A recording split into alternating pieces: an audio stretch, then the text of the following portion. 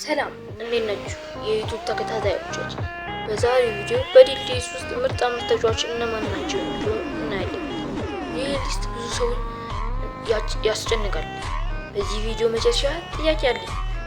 5 ኬቪን ዴብሩይነ የአሲስት ጌታ በዲልዲስ 5ኛ ደረጃን የያዘ ሲሆን አሁን ከሲቲ በመውጣቱ ፐርሰንቱ ከ86 ወደ 83 ቀንሷል።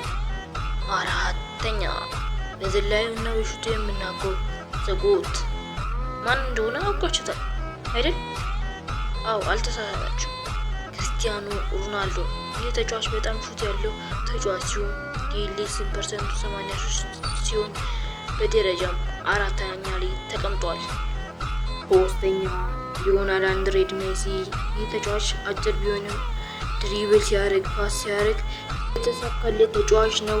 ይህም ተጫዋች ፐርሰንቱ 83 በደረጃ 3ኛ ላይ ይገኛል። ሁለተኛ ላይ የጎል ጭራቅ የሚሉት ወይም የጎል ማሽን ነው ሲሉ ይገልጹታል ኤርሊንግ ብራውት ሃላንድ። ይህ ተጫዋች ፐርሰንቱ 86 ሲሆን በስፒዱና በፊዚካሉ ብዙ ሰዎች ይወዱታል። በደረጃም ሁለተኛ ላይ ተቀምጧል። አንደኛ ከመናገሬ በፊት እስካሁን ሰብስክራይብ አላደረጋችሁም?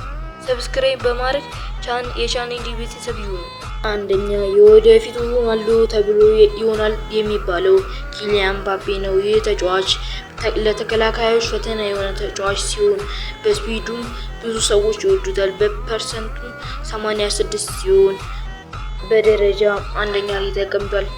ጥያቄ የሚሆነው እናንተ የምትወዱትን ተጫዋች ኮሜንት ላይ አስቀምጡልኝ። ደህና ሰንብቱ።